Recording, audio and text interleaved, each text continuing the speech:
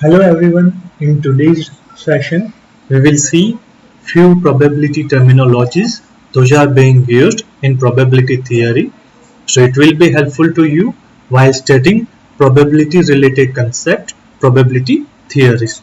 So let's see these probability terminologies one by one. So these terminologies are as below: sample space, random events or random experiments, outcomes, events and random variable. So first we will start with sample space. So what is a sample space? So sample space is a set of all the possible outcomes of any random event. So if we take a very popular example of flipping a fair coin two times, in that case the possible outcomes will be head head, tail tail, head tail and tail head. So these set of outcomes can be considered as sample space. Another popular example of rolling two dice.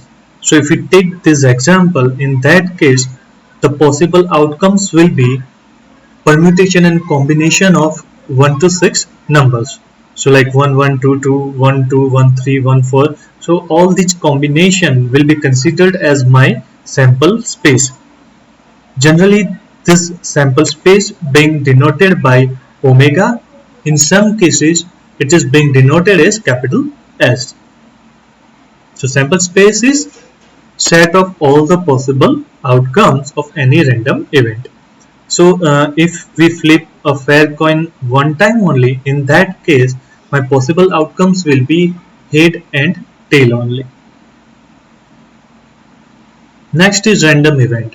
So random event can be anything like flipping a coin, rolling a die, high rise tidal waves, measuring height and weight of students.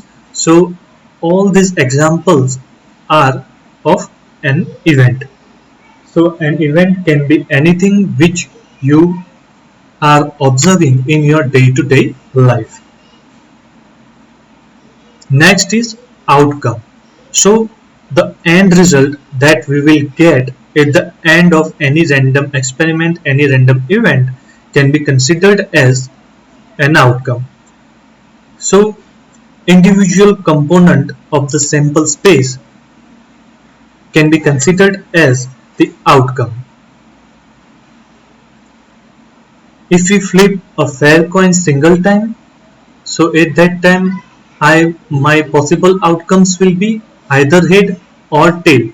So these individual components head and tail can be considered as the outcome of this random event of flipping a coin. So individual component of sample space can be considered as an outcome. Next is elements. So you can consider an outcome and an element similar. The only difference is if we talk about in the terminology of random events, then their end result will be considered as the outcome. And if we take this end result, if we take these outcomes as a set, then individual component of this set can be considered as elements of the set.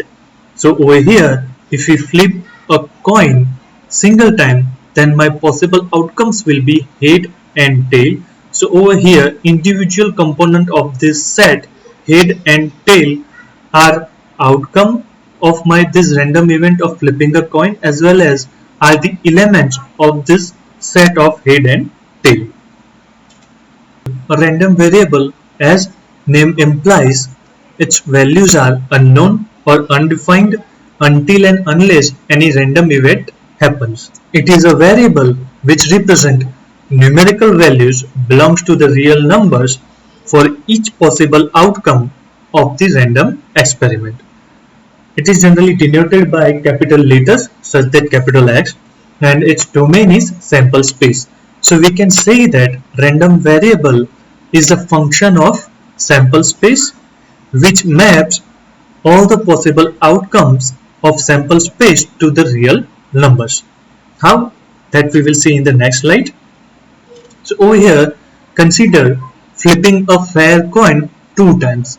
Then in that case, my possible outcomes will be head, head, tail, tail, head, tail, and tail and head. So this is my sample space. Now consider we are representing head as 1 and tail as 0. And now if you want to know count of heads in these two trials, then my random variable x can be expressed as set of the numbers of 2, 0, 1, 1. How I have got this 2, 0, 1, 1 that I have mentioned over here. You can see that. So as we have considered head equal to 1 and tail equal to 0. So when in these two trials, if I am getting head all the 2 times, then its count will be 2. If I am getting tails 2 times, then count of head will be 0. If in either of the trial I am getting head single time only, then my number will be 1, 1. So this is how you can represent random variable x.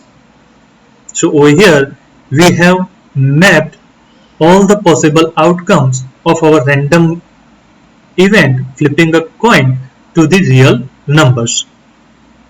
Again, if we take the different scenario, and now if we want to know the count of tails in the two trials, then it will be my random variable x will be 0, 2, 1, 1, which I have mapped like this.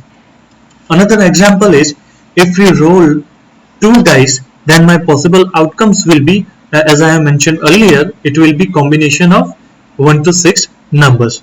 So it will be 36 possible outcomes. So if I want to know sum of the two numbers equal to 5, then my random variable x can be defined as shown on the screen. So over here 0 means sum of the two numbers is not equal to 5, and 1 it means sum of the two numbers equal to 5. Another example of random variable x can be sum of the two numbers when rolling 2 dice. So when we roll 2 dice, so possible numbers of sum that we can get is from 2 to 12. So random variable x can take any value from 2 to 12. So over here I have shown all the different combination that we will get when rolling 2 dice, and then I have create unique set of this. Now why do we need this random variable? What is the usage?